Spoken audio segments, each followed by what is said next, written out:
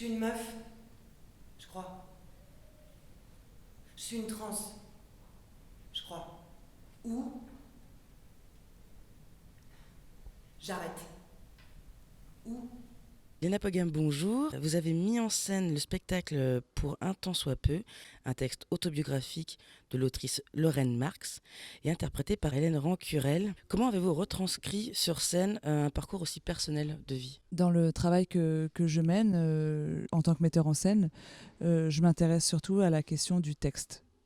C'est-à-dire que mon métier, c'est de rencontrer des œuvres, de les écouter, de les interpréter et de me mettre au service de ce qu'ils ont à dire et de veiller à ce que les acteurs les portent sensiblement avec la plus grande sincérité, vérité et la plus grande pertinence. Je me suis intéressée à l'œuvre de Lorraine parce que nous avions fait une commande. Je dirige un festival qui a lieu en Bretagne qui s'appelle le Lincéus Festival, qui est porté par le collectif que j'ai fondé en 2012 qui s'appelle Lincéus, le collectif Lincéus.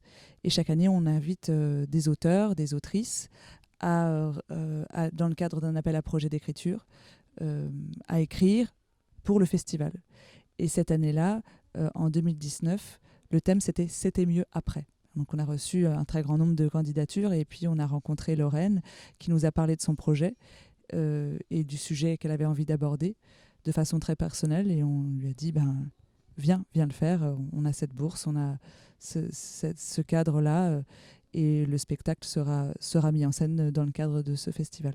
Et donc je ne connaissais pas Lorraine, le texte n'était pas encore écrit, mais j'ai été frappée par cette rencontre qui a été très, très, très importante dans ma vie. Et au départ, Lorraine m'avait proposé de mettre en scène et de jouer ce texte.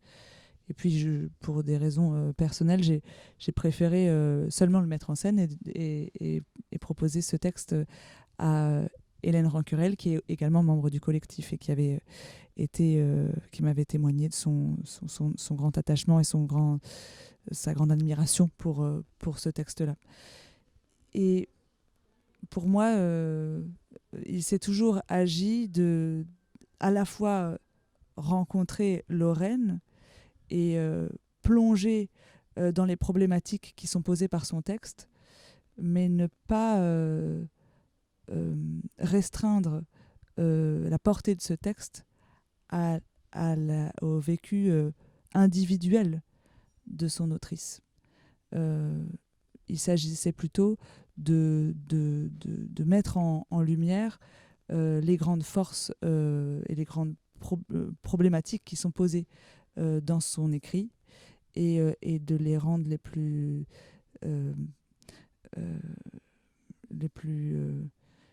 évidemment perceptibles, créer une empathie pour que l'universalité de ses propos et de ce sensible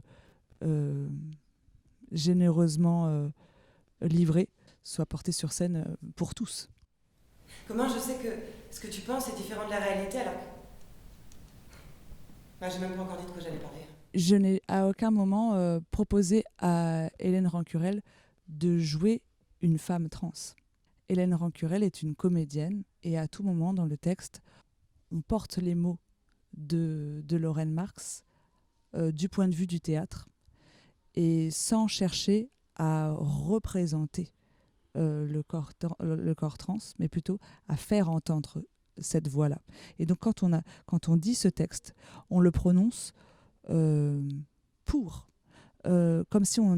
une déclaration d'amour pour Lorraine et pour toutes les femmes trans qui se retrouvent dans ces paroles et qui ont des vécus qui résonnent avec le sien. Et donc pour nous, c'est une manière de s'engager à notre place parce qu'on se sent concerné par ça, parce que dans l'équipe, chacun d'entre nous est très animé par la question par les questions de genre et revendique profondément une non-binarité et une possibilité de conception fluide du genre. Mais aucun de nous n'a le vécu de Lorraine. Donc on ne peut pas... il ne s'agit pas pour nous de le représenter. Et puis ce qui est intéressant dans le texte de Lorraine, c'est qu'en permanence, elle déconstruit les attentes qu'on peut avoir. Elle dit sa colère pour tout un ensemble de valeurs, de conceptions d'un système qui force les êtres à devenir une certaine idée de la femme ou une certaine idée de l'homme et qui engage les corps, les vies dans un processus pour être accepté, pour ne pas plonger dans une solitude et dans une détresse individuelle profonde, les pousse à se conformer à ce qu'on pourrait attendre d'elle ou d'eux. Et donc, le fait que nous, on a cherché à faire entendre ça, à faire entendre que le théâtre peut porter une déconstruction de l'image au profit des paroles. Ah, parce que tu te bourres. C'est tout. Parce que... Bon, déjà, tout est vachement très très différent de ce que moi-même je pense alors que je... Qu'est-ce qui vous a le plus marqué dans le texte de Lorraine Marx et pourquoi ? Ce qui m'a immédiatement frappé, c'est l'urgence qu'elle avait à parler de son vécu et à mettre des mots pour les autres, au nom des autres et pour raconter ce que les gens ignorent de ces parcours-là. Moi, depuis des années, je m'intéresse aux paroles oubliées, aux mots qui sont tus.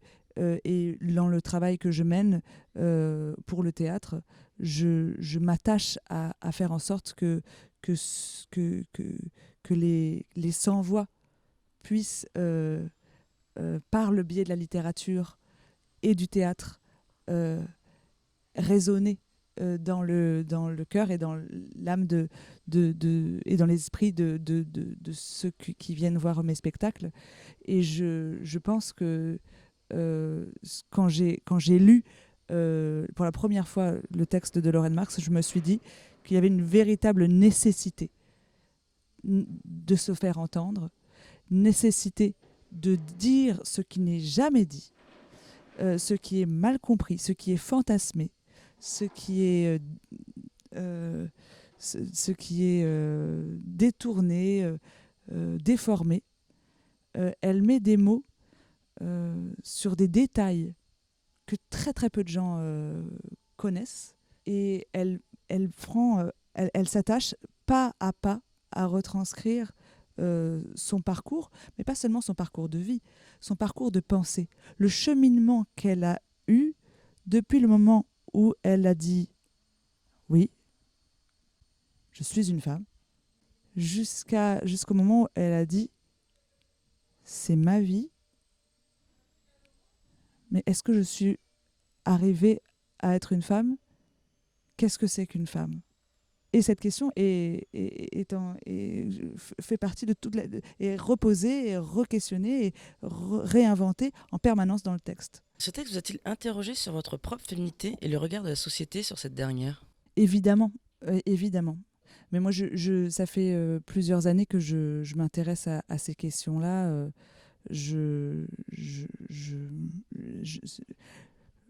Pour un temps soit peu, le 4e seul en scène qui est un portrait de femme que je mets en scène depuis 2018.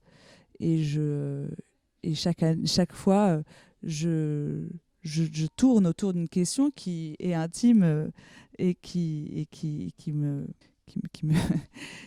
m'appartient et qui me permet de réfléchir à ma place en tant que femme dans la société, mais aussi à ma place en tant que personne, puisque, comme je vous l'ai dit, j'ai des difficultés aujourd'hui à me définir uniquement en tant que femme. je revendique une autre manière de, de- d'envisager ma vie en tant que genre. Et le théâtre, précisément, m'apprend à déconstruire ce que je pense être moi. Et c'est ça que je vais chercher au théâtre, à disparaître petit à petit, à prendre reconnaissance de choses qui sont en moi et à dépasser pour en trouver d'autres en permanence, à tel point que parfois je ne sais plus du tout ce que je suis. Mais c'est précisément l'endroit de la recherche qui m'intéresse. On cherche par des mots à retranscrire des sensations, mais une sensation. Mais c'est l'inverse d'un mot. Ça n'a pas de son propre, ça ne résonne qu'à l'intérieur d'un réceptacle clos. Donner la parole aux personnes trans pour comprendre leur vécu, c'est une responsabilité que nous avons collectivement parce qu'on ne peut pas on ne peut pas ne pas entendre ces réalités et continuer à les contraindre et à les marginaliser. Je pense qu'on a besoin aujourd'hui de créer du dialogue et de faire une place à chacun dans sa recherche, dans ses désirs d'identité. Et donc, pour moi, c'est nécessaire, effectivement. Mais le théâtre n'a pas la même vocation. Enfin, en tout cas, non, c'est pas que la même vocation. Le théâtre n'est pas le même endroit de parole qu'une émission télé, qu'un livre ou qu'un bistrot. On le fait autrement et ça provoque d'autres choses.